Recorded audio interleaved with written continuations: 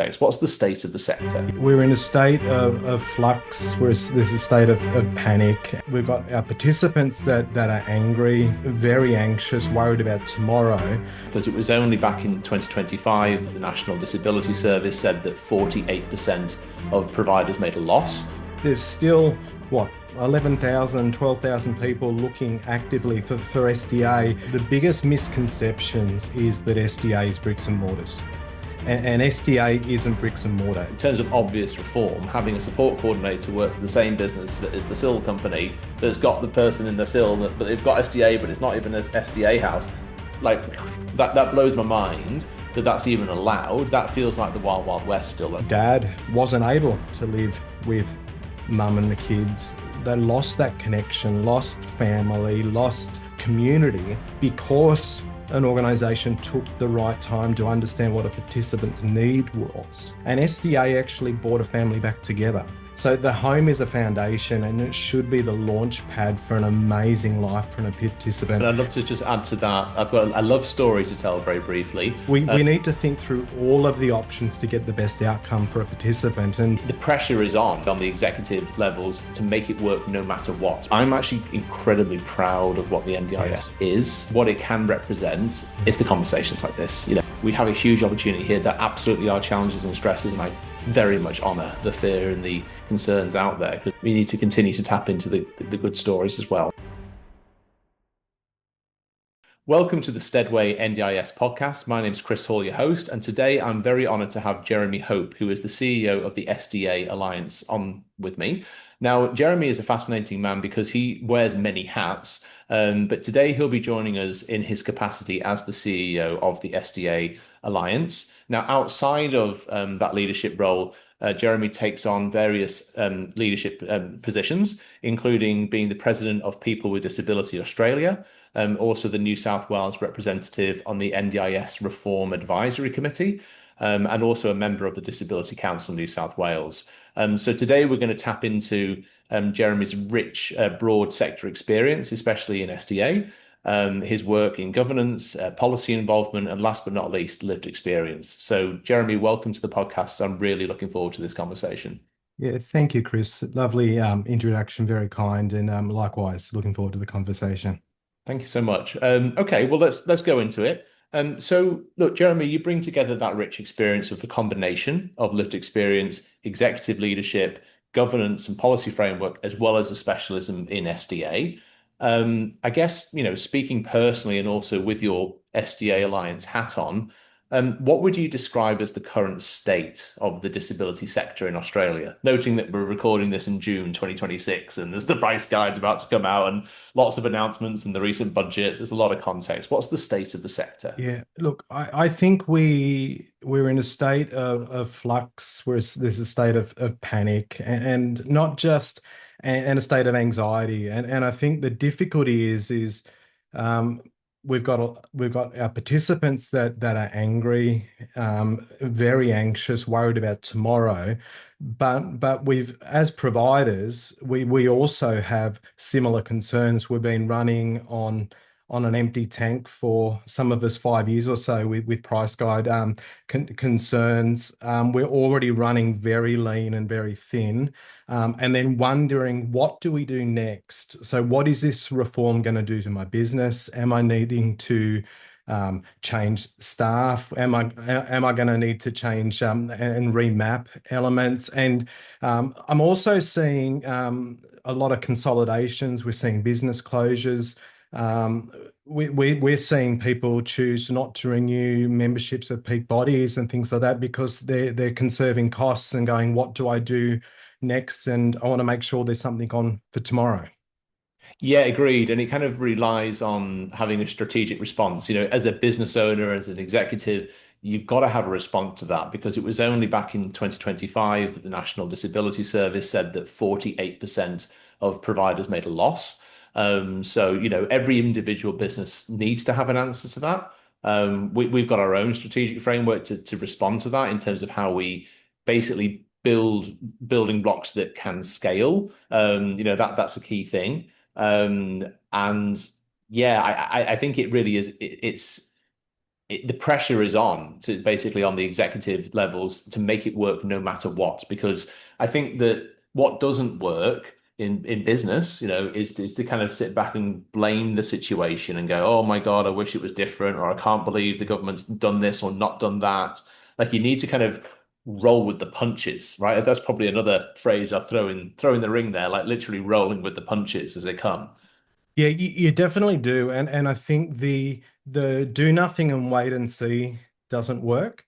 The panic and hide the head in the sand, and what we've got to do at the moment is we've got to find a way of really creating the impossible. You've got to go. We have a real duty of care and responsibility that we've been entrusted with the participants that we support, and that needs to be our number one priority. And sometimes this mess gets in the way of what's important.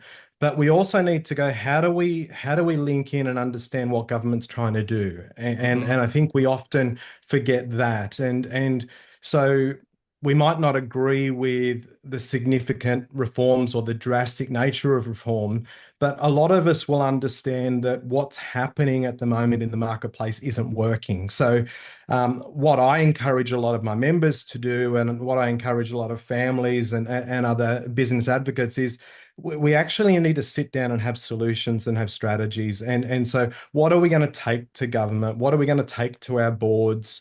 What are we going to do in strategy? And so some people I know, for instance, have been sitting on land and land banking at the moment in SDA and not strategically building.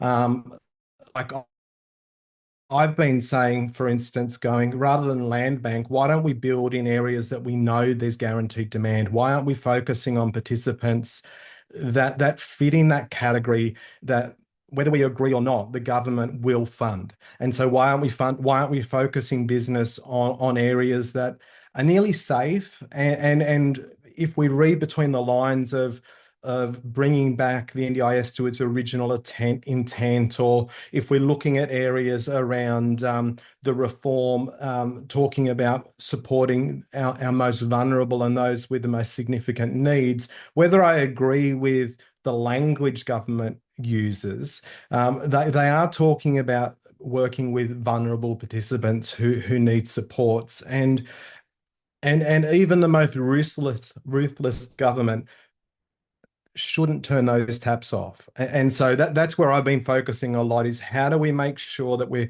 supporting the right participant, we're investing in that right way, and we're not getting lost in trying to fight fights that might not be won over the next 12 to 24 months. Exactly. I mean, look, the NDIS was always intended to be a scheme and that the private market responded to. And I suppose, when you think about it from a business ownership and executive point of view, you can only respond to a marketplace if there is a consistency in policy and messaging. So that is important. I mean, also the rate of change can be sometimes terrifying. Like just take the last 12 months or so, even the introduction of funding periods. I noticed that's fine for me because I have a very analytical mind, and I'll grab out the Excel spreadsheet and do a very accurate dollar and cents quotation and make sure we're not overspending and all that kind of stuff. But I think that the rate of change is definitely a concern at the provider level, I'd imagine, because it's probably still taking people time to catch up just to deal with basic things like that. Funding periods are now common, but even that's normal. But yeah, do you have any concerns about the rate of change, like the number of variables that are being thrown into the mix? Definitely the rate of change is significant, particularly in a housing market when you're working from a delay anyway. So we're working from a best case scenario. We're having a conversation with a SIL provider where we're talking to a participant, but the lead time is 18 to 36 months, depending on what we're building. And that's if councils and if development partners are going to play nice with us. And so I think the rates of change concern, because the more stress or the more unknown, the less risk people want to take. And yes, we take educated risk. Yes, we look at analytical elements and go, where is nearly a safe bet? But we still, that rate of change causes that nervousness, causes us to do less. And my fear in that is that the more concerned we are around what impact is this going to have on my business, the more that we look introspectively and slow down, the less impact we actually have and on providing genuine supports to people with disability, and the less focus we have on outcomes. Because what we're drawn to is how do we make an output work? How do we make a dollar work? And how do we get the percentage to sit at that 1 or 2%, rather than looking for a um, if we meet this participant's need, will that still get us to where we need to go as a business? And Mm. what I found 90% of the time is if we can focus genuinely on what we understand on a participant's plan, what we understand on their goals and their needs, if we've actually had that conversation with them and their support coordinator and their family, usually the mechanics and the mathematics are okay. Mhm. It's when we lose sight of what a participant's asking, when we lose sight of what the participants plan, when we lose sight of some of those reform agendas, and we're not educated enough in what does a funding period mean to me. And as an example, we got stung in the SDA period sector for a little while, not understanding that SDA can move across to plan managed. And so being plan managed gives a lot of participant that choice and control, which is amazing. But you've got to do things differently when through plan management and SDA, and you've got to learn to have that conversation with a participant and with a family member, with a support coordinator, not automatically with the agency. And so just a small shift can cause a lot of pain and can cause funding to stop, and it can cause that um, if you don't understand where your funding's coming from, how to do your funding tracking and those mechanisms, you can get yourself in trouble quite easily. And then you're going to have to call in the experts and spend more money and try and understand. And so I think the rates of change are difficult because I think the smaller the organization, the more impost that has on you as an executive and on the board to stay informed, going, what conference do I need to do? What paper do I need to look at? What trends should I be following? And then the bigger organization you are, you're going, how do I actually control my staff, and what staff do I need to focus on training? Who do I need to invest in? What funding arm should we be going, this is okay, or what should we be watching? And those are the concerns. And we saw some trends in employment, in day programs. We saw, like we're seeing at the moment, what happens with social participation, and going, how do we trend that, and what is the impact and the ripple effect going to be on SIL? And even those little things cause SDA providers to pause and go, if a participant can't go out on one-on-one at the moment, what impact does that have on the SIL provider? Is the SIL provider still going to be able to meet um, their needs to fund their staff and to pay their bills? And will that provide vacancy risk for us? Will we need to find new providers? And so you can start getting into a really big rabbit hole of what ifs rather than focusing on a what should we be doing. Agreed. And so, with our SDA partners at Steadway, we pride ourselves on that deep domain expertise because I am a thorough believer that in terms of, just because someone's got suitable SDA funding, say for an apartment block, it doesn't mean that they should necessarily move in if their core supports don't represent, No. being adequate to support their needs and their risk management, right? So, real life example would be someone had some incredible SDA funding that I know of for an apartment. That was a big tick box. And of course, from an SDA provider point of view, you say wonderful, great, perfect fit. However, the core supports for various reasons, it absolutely did not meet that person's needs, and it would leave them at risk. They had severe, dysphagia, falls risk. They would have been alone for 12 hours a day. Like there's all these kind of fit for purpose things that need to be assessed hand in hand, where I think there needs to be a very close, not marriage, but such a tight collaboration between the SIL provider and the SDA provider to very authentically review the support needs requirement of the person and say, is this actually fit for purpose? Because of course, the human being matters the most, but also it's not going to last business wise either if the person does have a fall, does have an injury, or something worse, God forbid. So I think that holistic deep domain expertise, I think that's where the market's going to go. I see the SDA side in itself beginning to mature. Like, the kind of the space for the mum and pops and the self-managed super fund, like, oh, I'll just build an SDA house and it'll be a great return. I think that is starting to phase out just through natural Yeah. market forces. So I'm happy to see the maturation of the SDA provider. I do think there's a huge opportunity in that deep domain expertise collaborative side, to bring together the big picture, the system level thinking, so that it puts the participant first. Yeah, I definitely agree, Chris. I think one of the biggest misconceptions is that SDA is bricks and mortars. And SDA isn't bricks and mortar. SDA is understanding that a participant is more than a home. A participant actually, so the home is a foundation and it should be the launch pad for an amazing life for a participant. But we're one part. And if we don't get that relationship right, so that initial relationship with support coordinator, the initial relationship with a SIL provider, how do we connect with a day program, employment?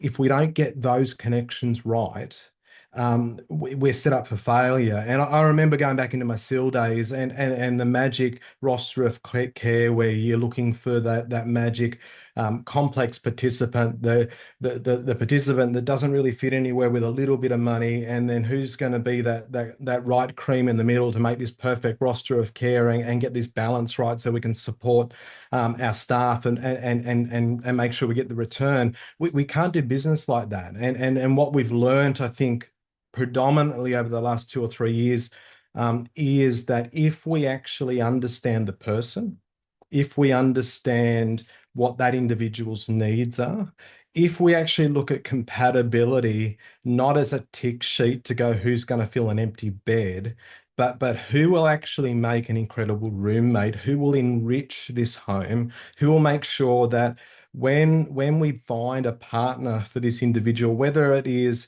the granny flat out the back or the villa next door, when we actually work collaboratively as a team and find that person, we actually have a possibility around building friendships, about building incredible neighbors, about making our finances work, about creating longevity. And what we've found in the sophisticated market and institutional investment, is if you take that time, you build the right relationship with your support partner, you build the right relationship with your SDA participant, you end up having quite a sophisticated pipeline. You end up having people wanting to move into your home. You end up having what people envy really is that you don't have a vacancy, or you're running at a really low vacancy as an organization, and you've got people ready to move in because you've actually created an environment that people want. And that, I think what I've learned is, just like me, that connection and relationship is important. Having people at work that I get along with, having people at home. And then there's some good things you've got to meet in the middle, like right environment and the right location and all those kind of things. But the vacancy, I think creating that match and having that sophistication is that secret sauce at the moment that we just don't take time. And we've got to move beyond the one funnel of providing that. Who's our one funnel of referral? And I've been encouraging people at the moment to go, we've got to look beyond the one person we made a good relationship with at a an organization or a meeting we went to, or we met someone at the pub and they're really good and we're going to funnel all our information there. What it's about now is, who do I build these really healthy ecosystems with, in environments, in areas, and in organizations, and how do we collaborate and grow these? And for the betterment of the participant, gives us a really good outcome. And we see stories every day. And we've just published some long form editorials. And in those long form editorials, we hear stories around, because an organization took the right time to understand what a participant's need was. And that participant's need was that connection with family. And what we found is, living in a home that was not accessible meant that dad wasn't able to live with mum and the kids. They lost that connection, lost family, lost community. And SDA actually brought a family back together. And there's the amazing, so SDA can do so much for a participant if we look beyond, we're just going to build a house. And that's why I agree with you that moving beyond retail, moving beyond how do we slap something quickly together in a greenfield site just to get a quick buck, what we're finding is those quick bucks don't exist because those houses are sitting empty. Yes. We're finding that you actually work with sophisticated investors, sophisticated providers. You're working with a really strong ecosystem that can get the best result, both for SDA providers, both for a SEAL or a support provider, and most importantly for the participant. We're getting really good outcomes. We are, and I'd love to just add to that. I've got a love story to tell very briefly. We've got a person that's moving into an SDA partner what location where we're the SIL provider, and that individual is able to reunite with their spouse, because Yeah. it's a villa, and even though that person only had group home SDA funding normally for a group home of three people and all that stuff, we were able to get creative with the SDA partner and say, well, you know what?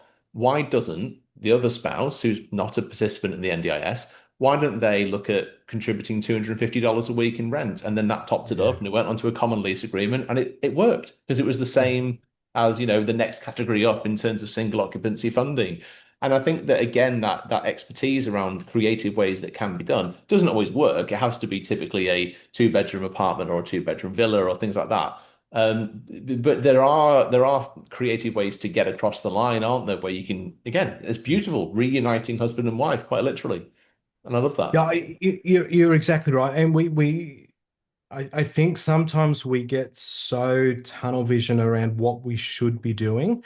We need to look at how do we be creative. And I love creativity and innovation in all aspects, whether that's design or whether that's the end around finding the right person. But whether that's Appendix H, whether that's looking at Yep. medium term, whether that's using a vacant bedroom for a partner to live in as a common lease, we need to think through all of the options to get the best outcome for a participant. And like I've got a wonderful friend in Melbourne that husband and wife both had SDA, and they got SDA at different times, and the provider allowed that to work to find the best outcome for those participants. But it took an educated, healthy risk. It took conversation. It took an understanding of the complexities of both tenancy and SDA rules to go,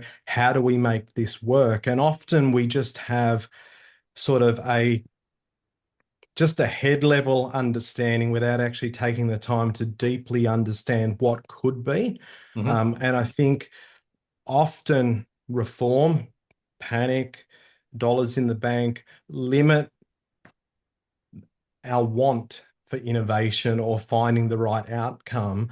What we fail to understand is if we're waiting for that unicorn, we're waiting for that perfect participant to fill a vacancy, it's never going to happen.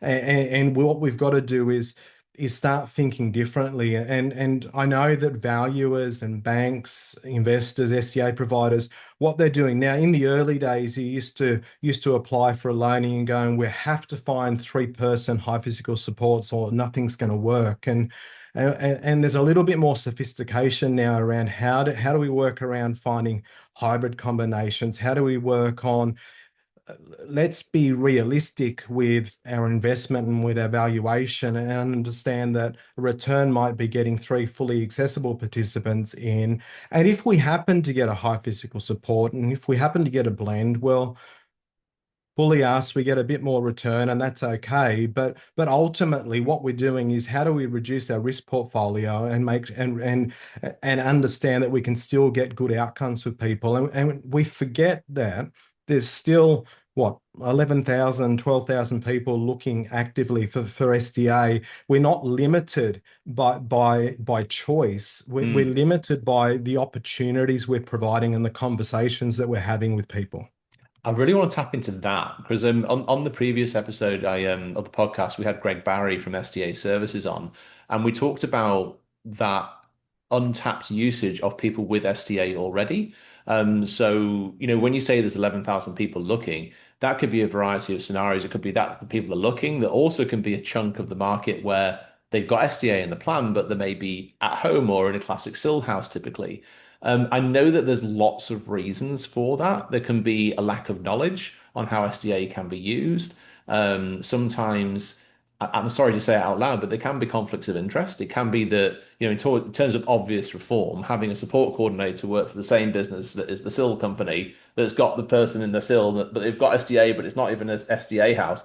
Like that blows my mind that that's even allowed. That feels like the Wild Wild West still. That's such a incredible Yeah. conflicts of interest. But so okay, I just want to brainstorm with you for a second. What are the reasons why people aren't already using the funding? So we've got, lack of knowledge, conflicts of interest. Are there any other particular reasons that you want to Yeah, unpack? I think a huge chunk is a really complicated chunk at the moment, and a large chunk is transitional cohort or participants that are living in state-owned stock. And that's a complicated beast. That's a frustrating beast because government promised these participants to transition. Um, a lot of these participants have got funding that is not sustainable for the SDA provider or the SIL provider, and then taking on that risk to build a new property with basic funding is really scary and a roll of the dice. And I think that so there's a huge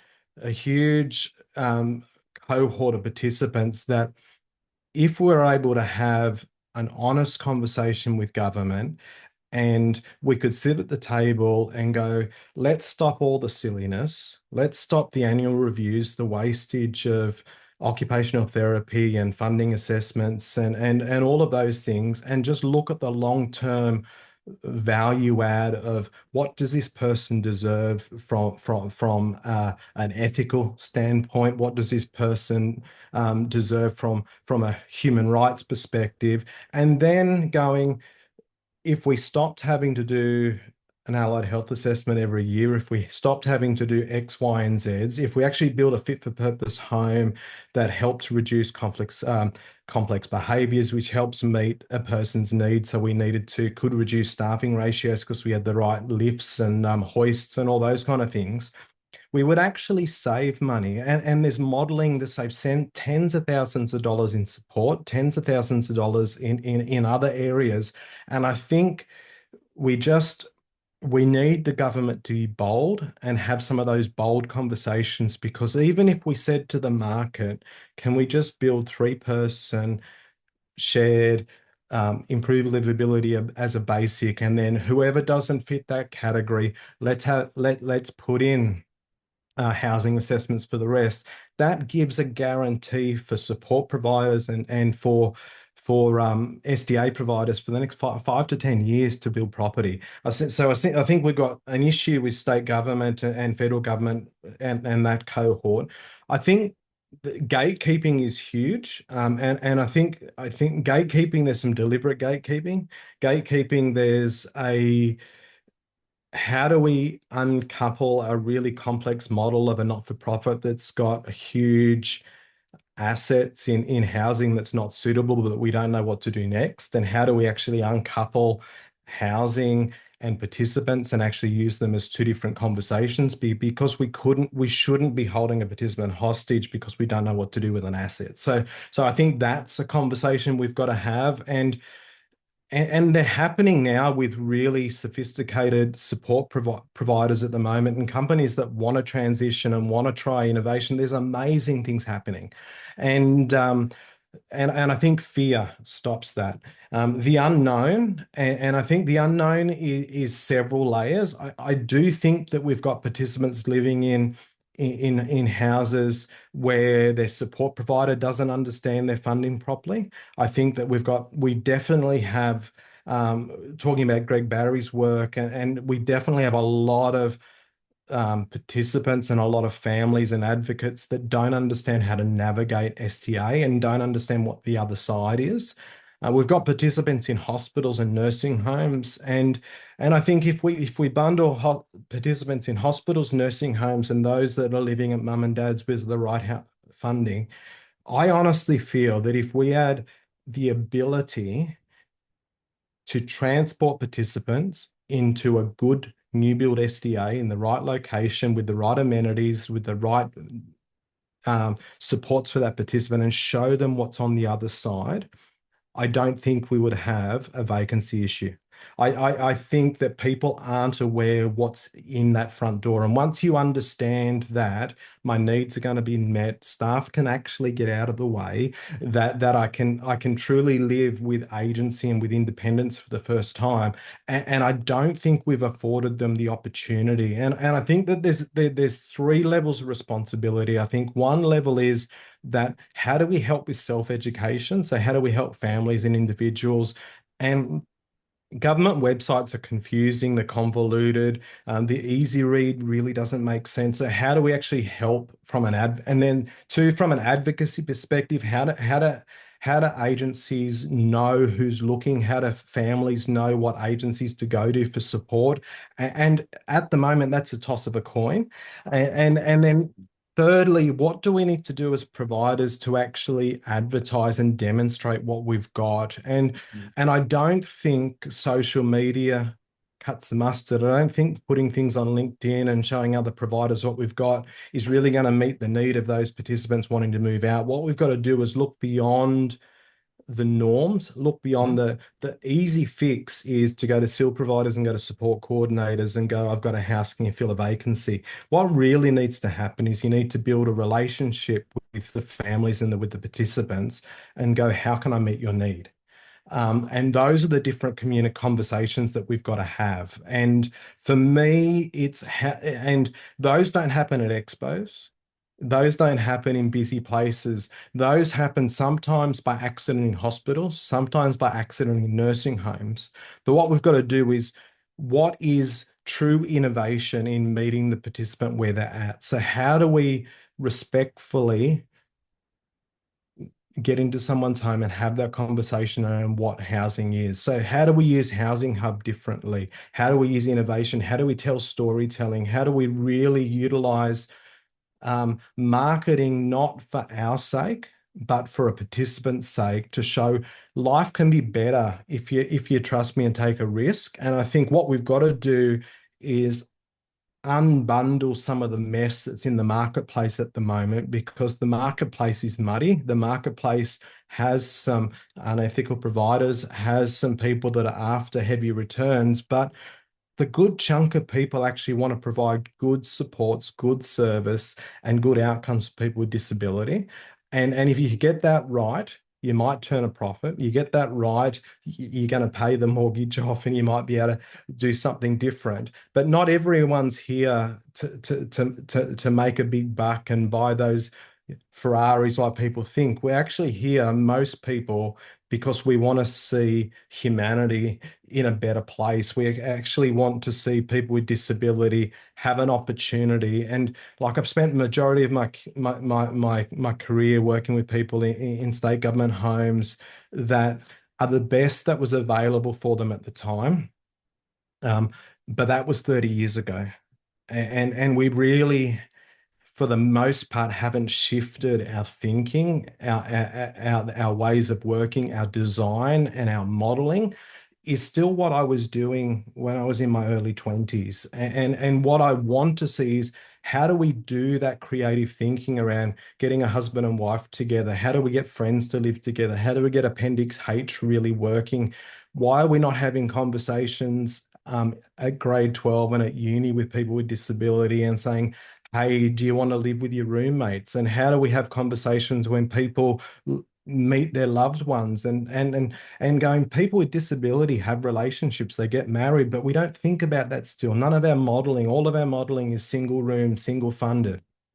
Exactly. Oh, I couldn't agree more. I mean, to kind of unpack and speak to some of those things, like on the education piece, like we realized that we need to create an ecosystem of value add. So before my years in the NDIS and I used to do coaching and all that kind of stuff, did a few years in education. And so what we did is we developed an e-learning product that's self-guided, and we called it the Insider's Guide to SDA because it sounds sexier.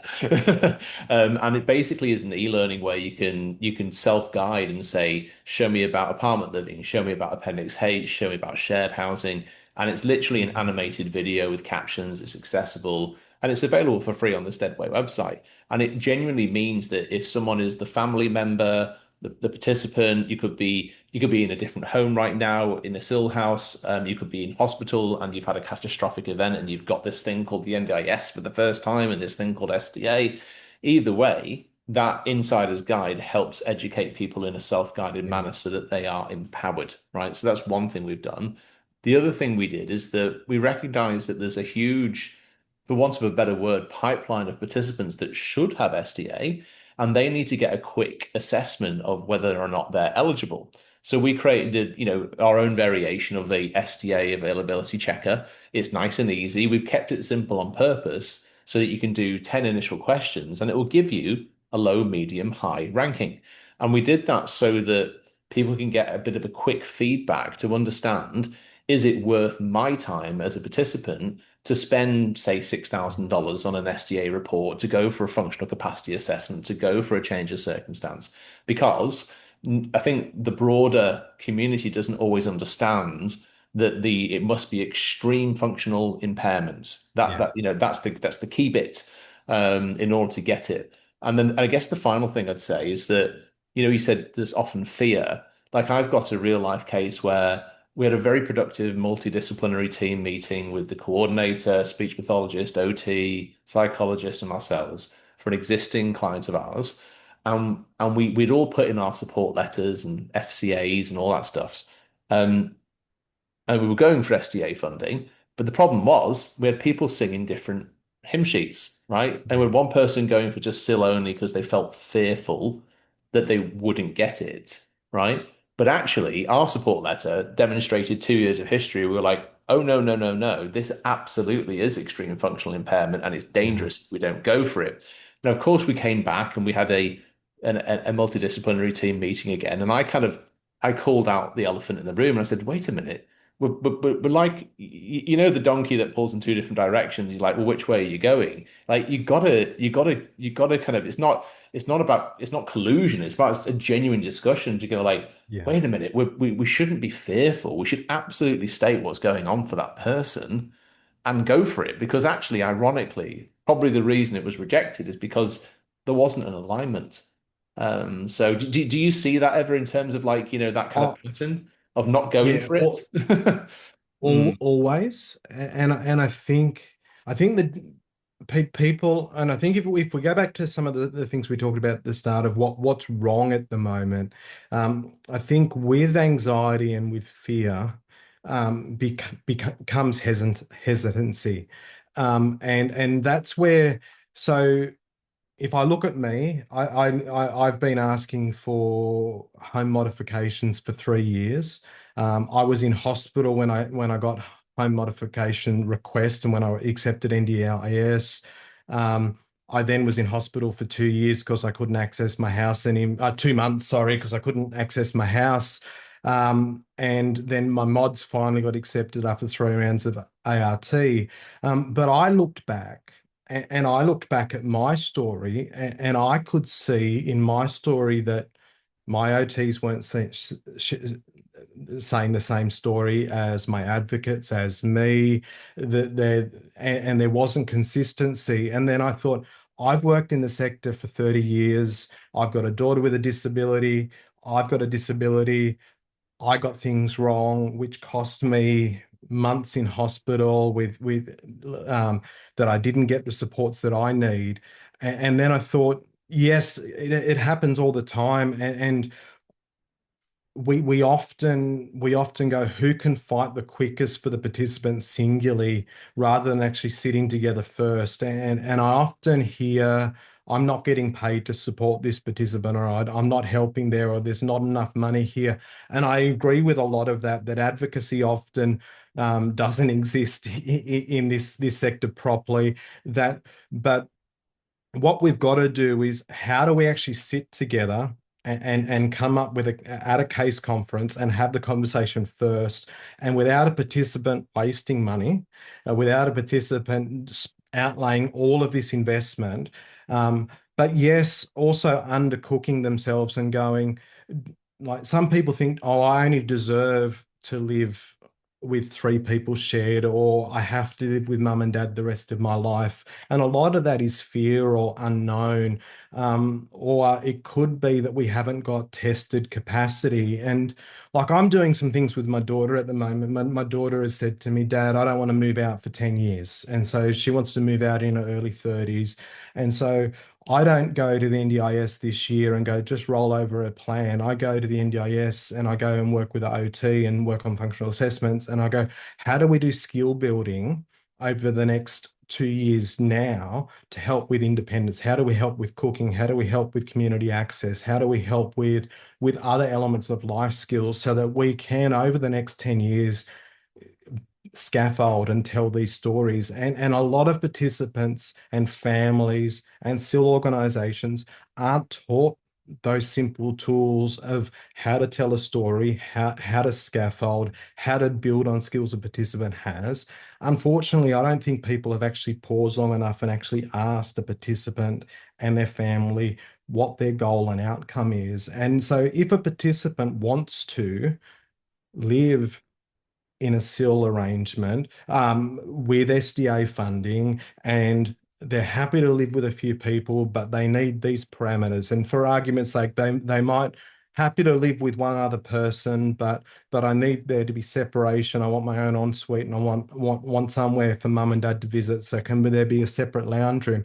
That actually starts changing what you're asking for. You don't need to fight for, this person needs to live in a villa or this person needs to live in an apartment. They go, actually, they can live in shared living. But then it comes to, how do we look at the design, and how do we talk to SDA partners around what innovation looks like now, and how do we build differently now?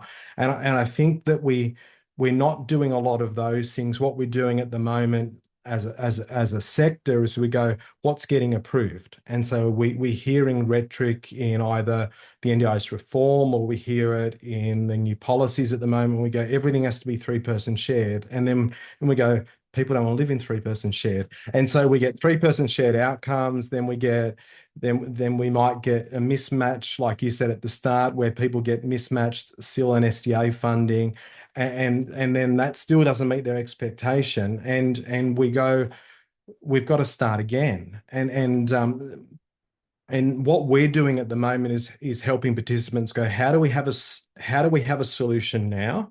So sometimes we might go, all right, we balls this up a little bit, and we haven't really sat together still and told the right conversation. But how do we get to goal one? So goal one might be, we can actually move out of home tomorrow. It might be a little bit different than you wanted, but we can actually do something tomorrow.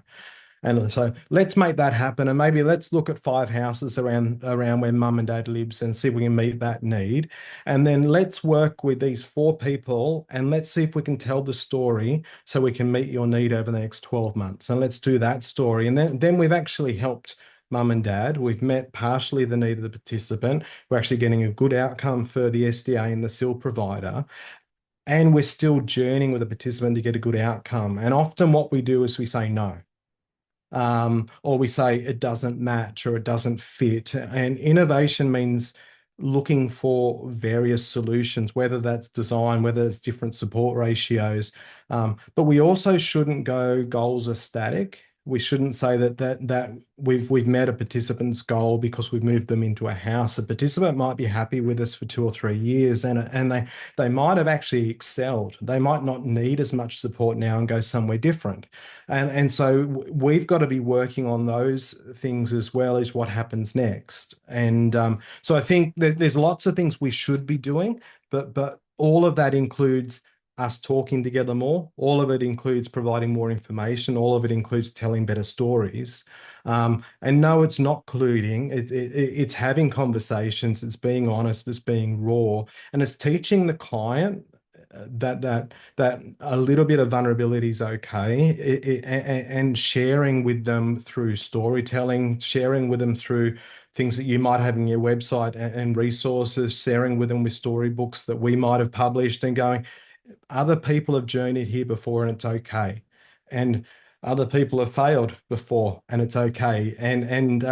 But we actually will pick up where we are and we'll move to the next fight and the next advocacy piece. Because the spirit of SDA is indeed to try and maximize independence. If we think about policy reform and co-design at the policy level, um, because like you and I have got the benefit of systems level thinking, right? We've got years in the industry. We understand how it all works. We can break things down into multi-year plans. We understand the interconnectivity of it all. So we've got that knowledge benefit. Now, of course, the person that typically holds this all together is a support coordinator. So when we think about the threat that support coordination is under in terms of price Yeah. guide, lack of increases, and of course even the direction of the navigator model, does that function well in the SDA context specifically? Because one of I share the industry's general concern that losing support coordination would be a crying shame, and I sincerely hope that that doesn't happen. And that's just No. me speaking personally, and because I see how crucial it is. Like, there's already so many gaps in terms of trying to pick people up from where they are and saying, no, you can do this, even just in non-SDA. But for SDA especially, it's like SIL is a niche, but then SDA is like the niche within the niche, maybe within the niche. Like, you have to be Yeah. so microcosm deep, expertise on the area. And so since the coordinator is the person that brings it all together, what concerns do you have about the potential threat towards support coordination specifically in the context Yeah, of so SDA? support coordination. Look, I have a lot of fears. I think that if commissioning is done well, there can be some amazing things. I'll park that for a minute, but I do have genuine concern because I think that when we have system change, when we have reform, when we have price freezes, when we have change, the good people rack off, and it's a shame, and I understand why they do. Because people that understand business, people that understand change, can often go and use that idea and move that to a different sector and pivot. And what we're left with is often people who need to rapidly learn and upskill an area that is quite complex and hard. And so what I would love is, and what we've been asking government for a long time is, yes, through all this latest reform, SDA's been silent. Really, apart from SEAL commissioning, housing's been silent really as well. But what silence doesn't mean it's okay. And it might imply okay. And a lot of conversations I've had with government officials, there's an inference, but I'm saying, can you please talk to community? Can you talk to providers? Can you talk to participants?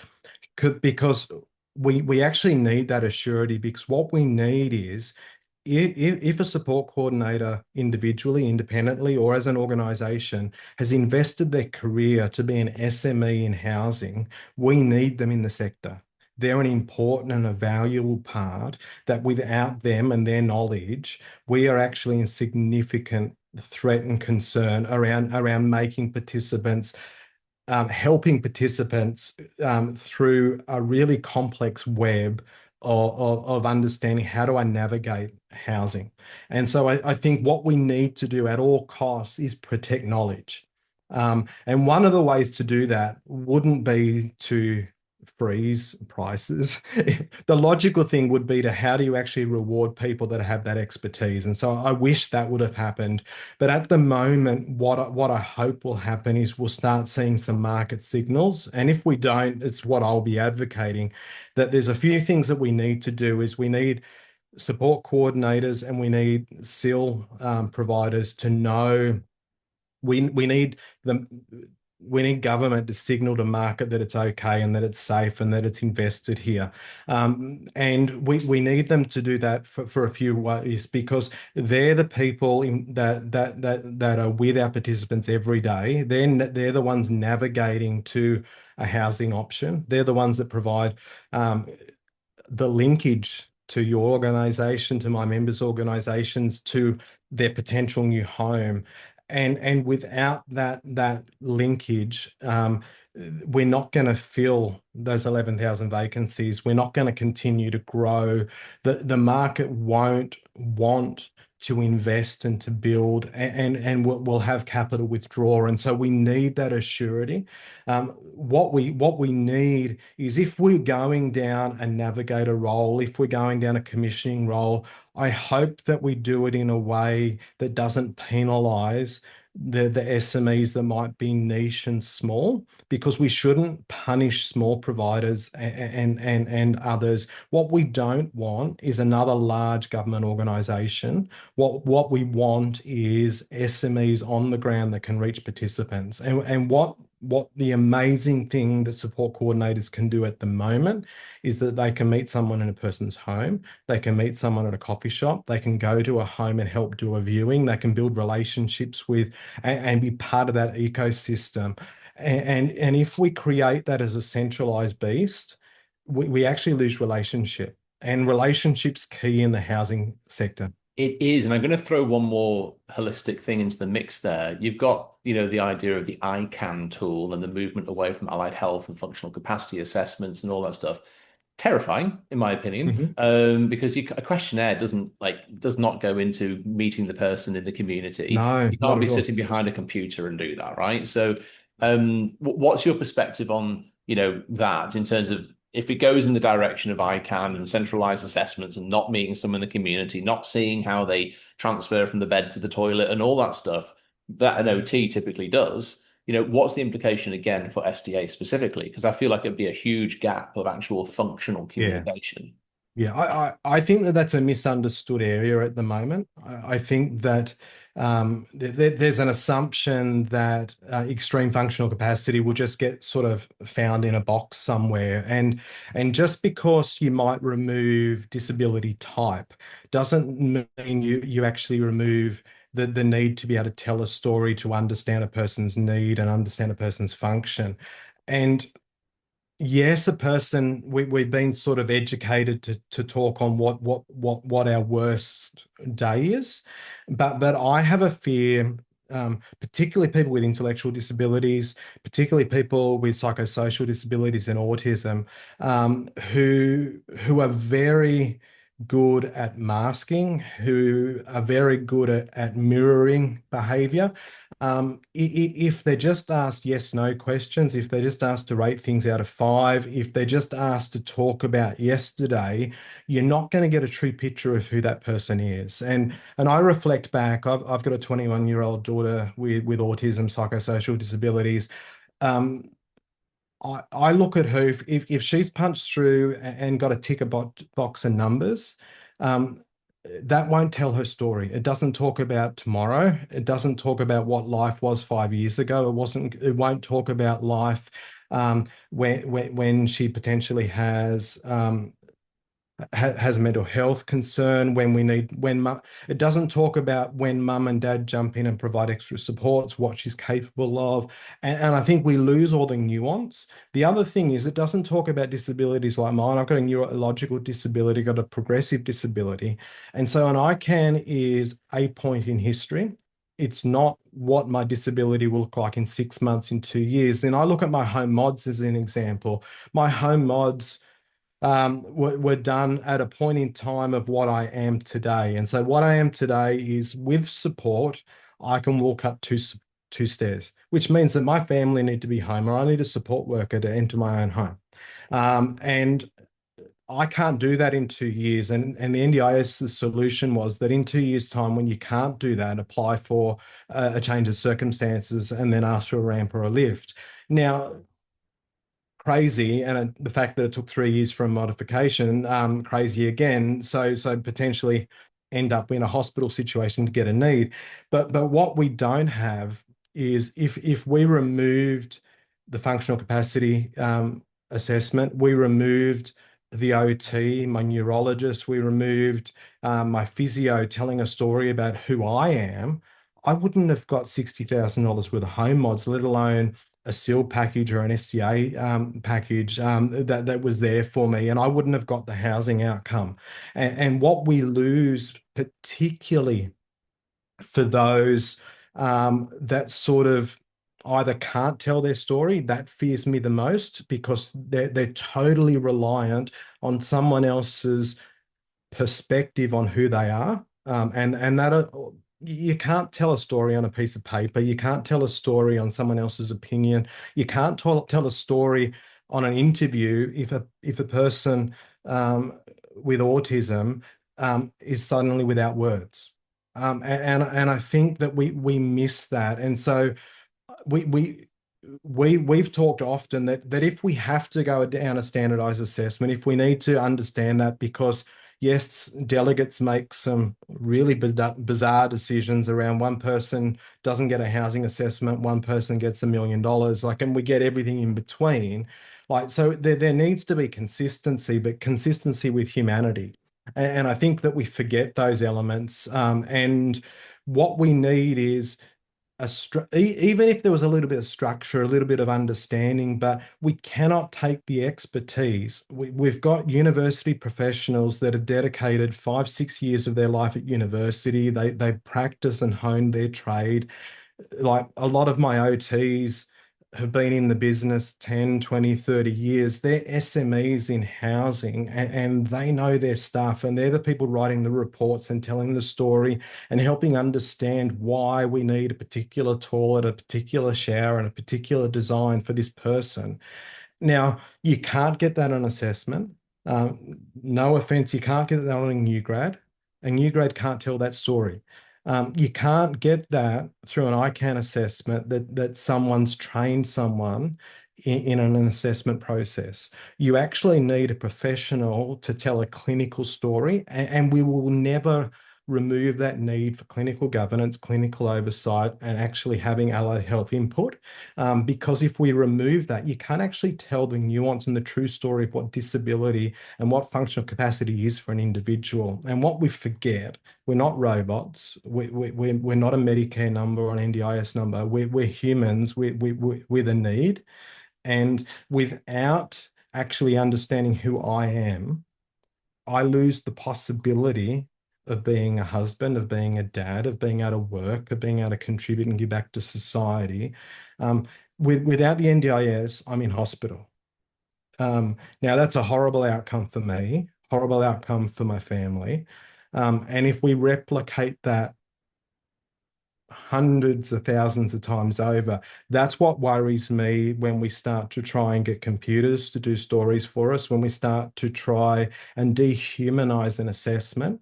Now, we've got to find a halfway, because what we're doing at the moment is we're so overwhelmed and so busy that we look at how do we quickly assess something without actually taking the time because we feel pressure. But what we've got to do is how do we find that common ground of going, yes, there needs to be a little bit of standardization. Yes, we need reform. Yes, we need a new way of thinking. But no, we can never replace the human expertise, the human understanding, and humanity, both from a participant's perspective, both from a professional's perspective. That should never and can never go away. Oh, so beautifully answered. Thank you for that. Yeah, my son is autistic. I'm autistic. My daughter is as well. We just got that diagnosis for her. And the whole masking thing's so real. Like, Yeah. it also speaks to the multidisciplinary nature of, how assessments should be done. even with the DSM-5 and all that kind of stuff for, for diagnosis. Like a practical thing for my wife and I was that the psychologist couldn't just take the parental input. They had to see what the school had to say. And then Yeah. the screaming obvious thing for us, which we even told them, was like, hey, she is the perfect school student in front of the teacher in the Yes. classroom. Mask is right on. Comes home, all falls apart, and I love her dearly. And it's just the nature of things, right? So the whole masking thing is huge. And it only bolsters into why multidisciplinary approaches need to be the case because, let's put ICANN aside and just say, even if you're looking at only a functional capacity assessment, it shouldn't even just be that. It should be all of the other stories that Yeah. that professionals can tell, that stakeholders can tell, that could even be family. It needs to be multidisciplinary. And I think that I am optimistic. Let's kind of trying to go to some of the optimistic sides of things now to kind of end the conversation. I do thoroughly believe, because we've built the tools ourselves, that there is actually a kind of a world that can exist where you're marrying together, maintaining the humanity, you're taking that multidisciplinary approach, and as well as going through the reports yourselves, you are leveraging AI tools to do mass large language processing of data, Mhm. right? So, real life story for us right now is there's a gentleman that's in one of the hospitals in Newcastle. We've used some of our custom proprietary AI things that we built to process through his three allied health reports, right? Speechy, OT, behavior support. And through that, we were able to write a very compelling, very, very compelling support letter. And I'm just being really radically transparent. And that support letter, because it was the prompt, so to speak, the actual way that the AI tool is built, because it was with the rule sets of the NDIS practice standards, the SDA price guide, New South Wales health guidelines on what the discharge planning process does. If you kind of guide AI tools in the right way, it can be a tool for good where you maintain the humanity, but oh my goodness, does it kind of then hold the discharge planning team positively to account where they go, no, no, no, no, no, this gentleman shouldn't be out of hospital until you've looked at his plan. So I think that with well-minded, well-hearted, and tech-savvy organizations, there's a huge opportunity to maintain the Yeah. humanity through tech. I So agree. Yeah, I agree 100%, Chris. I love tech, very much an early adopter, but what I've learned very quickly is that without rules, without guardrails, without policy procedure, without a human actually being able to ask the right intelligent question, you're not going to get meaningful information out. And what I love about machine learning, what I love about AI is that when you write the right rules, the right program, when you switch it off so that it works for you and that can understand complex policy, it does amazing good. But what we also need to do is have an understanding and a transparency to be able to go, yeah, I used it. It helps me. It gives me half my day back. But it's my brain and it's my thinking and it's the NDIS's policy and it's the rules. And I just don't have the brain power to crunch a couple thousand pages worth of complex policy and law, nor should I. And to be able to put things in an organized fashion, to be able to help tell a story, is a really sensible thing to do. And what I hope we can get to through some of our reform conversations, and I really hope that the government is transparent when it comes to, if we can come to a place where we are at, if co-design really matters, if people with disability really matter, if we want to actually take a journey with government on a solution focus to get the best outcome, both from a cost perspective and from an outcome perspective for a participant, it is really, we should go on that journey with eyes wide open, with an understanding, talking to experts. Like we need to acknowledge the AI experts as well as the clinical experts, as well as us as disability experts, as well as our providers, and actually sit in a room and tell a story. And what we often do is we go, it's quicker to do it myself, or it's quicker for government to make a decision, or it's quicker to exclude X amount of person. But if we learnt to actually sit in a room for learning's sake, sit in a room to understand, sit in a room because we want a better outcome for a person, not to get our point across. And if we actually did that, what amazing outcomes we could get for people with disability. And often we just don't sit still long enough to have those conversations. Amen to that. I mean, look, winding it back to that deep domain expertise we talked about at the beginning, all of that example, that story I just gave, that's only possible if you've got a conductor, a maestro that's like, Yeah, conducting an orchestra, kind of conversing with the AI and putting this in and go, yeah, but I need you to talk more about this. You got to guide it still. correct. So Yeah, that matters. And you're absolutely right, the rules are crucial. Like I've been to some community events and had some independent auditors do some talks on what does it mean. And I think that providers also need to not be naive about the practice standard implications. It's going to require policies, it's going to require documented consent, the yeah, ability to withdraw your consent and say, yes, I want to use that tool or not, because the market will split, in terms of there's going to be some participants that are like, no, no, no, no, I don't want the Terminator looking at my things, leave it to Skynet, put yeah. Skynet aside. And there's going to be other people that embrace it, Yeah. and that's okay, but we need to be able to cater for both. I Um, agree. Yeah. yeah, yeah, it's really interesting. And it should be totally okay. And Mm. now, but we also be honest and go, I'm okay to journey with you, but it's going to take longer if we need to go through this and utilize human work hours and do things. But let's do that and let's be transparent. And if we want to work through some quicker examples, but what I would love to see, and often government has trouble with this, and I hope that we'll get to a point where we'll be there, is if we can learn. So if we've got some really good outcomes from doing our testing, if we've got some really good results from actually putting machine learning and having mass information, and we're getting consistent responses across, if we're using your opportunities to learn, and we know that that's kicking goals, then let's tell some stories, because what that does is that helps build exceptional communities of practice. It helps improve outcomes for people with disability. And that's what I love about learning, around pushing, around having these conversations, because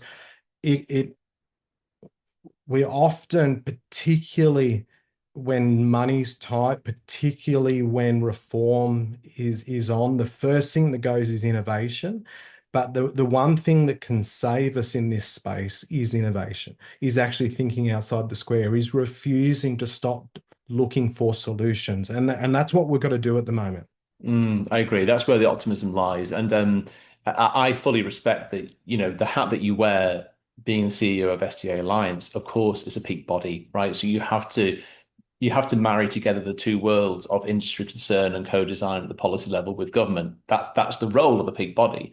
Me as an entrepreneur, I have you know what, I know government's going to be 5 years behind it. I'll build it now and I'll just start using it and adding value and do it in the right way. Boom. Yeah, And that's fine because I know that, but my analogy would be Henry Ford and, the way that the of Industrial course. Revolution happened and all that stuff.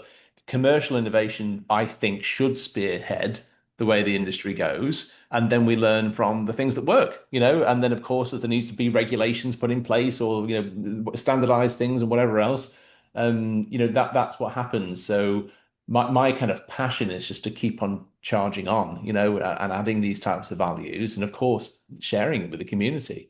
That's I think there's a place for both, isn't there? And eventually government will go, There oh, has that to be a worked. place.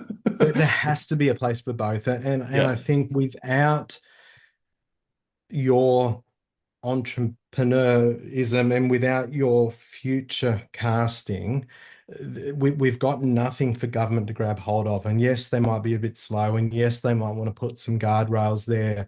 But if we've got no one running forward and proving what's possible, we're not going to move. And at the moment, we know we're going to move. And at the moment, the government's only response to moving is to remove 95% of supports from people with disability. And we can't have that as a response of reform. There has to be a better solution.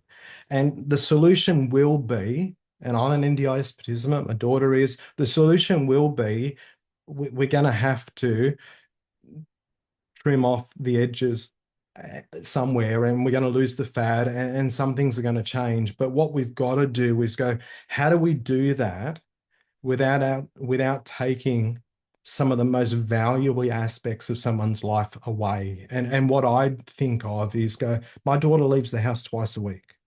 And that twice a week, it's her only time without mum and dad. It's the only time to access the community. It's the only time to think about her independence and what can be for her.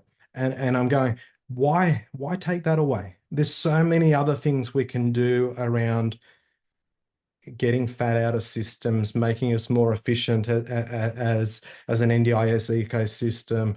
There's lots of things we can think of before we go, let's take the most impactful thing of a person's life and let's cut it in half. And so I hope that conversations will come and go, in those 4,500 submissions, surely there's one or two good ideas the government can pick up and go, let's try this first. And that's what I'm hoping for, because when we're running forward, we've got to, surely there's some success stories, and you've told me some, I've got some, and what we want to do is, I'm hoping that through the noise of reform and $35 billion savings over 4 years, we also hear humanity and outcomes, and that sometimes we've got to pause a little bit and think about the human impact and the human story and the human possibility. And yes, we'll save some money, but let's not do that in spite of Love 300,000 it. people. Love it. I thoroughly appreciate this conversation today, because that's the intention of this podcast. I want to give some hope to the community, whether that be the providers doing the good work, to the people that are participants. We've got to have the good news story along the way, because by definition, turn on the TV, it's always going to be the drama. It's always going to be the negative things, because that's what sells. It's Yeah, genuine, real concerns. There's a lot of fearful stuff out there, of course, but we along the way we have to tell the optimistic story we and do. fight the good fight as well, don't we? Yeah. Yeah, yeah. We have to, like, we can't go stale. We can't give up. We can't say that it doesn't work, because we've already proven that SDA works. We've proven that housing is the bedrock for amazing outcomes for people with disability. We've already got roadmaps of what works. What we've Mm. got to do is look for opportunities now on how do we, as organizations, individuals, people with disability, how can we have those conversations with government to demonstrate impact, change, and possibility? And those are things we've got to continue to do until we blue in the face, because they got to listen, because people with disability matter. And what we've got to do is, we've shifted, and we don't have an Australia that we had 60 to 100 years ago, that we were reliant on churches and charities and not-for-profits to top up everything. We're not that anymore. We don't have the luxury of having organizations that are capital rich anymore. We're running on thin margins, and what we need is that innovation to continue to be astute business people, but do that while we're providing amazing outcomes for people with disability. And to do that, it's possible. It's hard, but it's possible. Absolutely. And again, I come from the UK originally, from Manchester, and my cousin, Down syndrome, lives in a group home, and so I kind of grew up witnessing all of that. Yeah.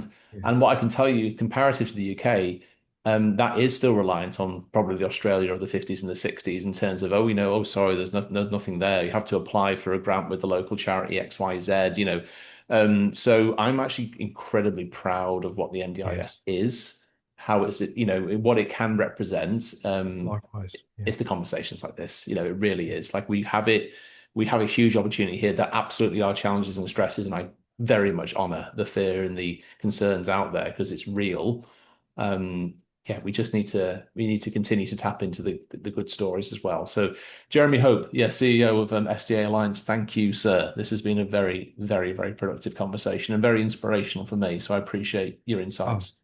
it's my pleasure, Chris. Thanks for the opportunity. Really appreciate it. Thanks very much. Likewise. And everyone, thank you for listening. Like, share, subscribe, all the fun stuff. And I hope that this has an impact on your business, on your journey as a participant, as a family member, whatever it is. So thank you for listening today. And thank you again, Jeremy. Yeah. Thank you.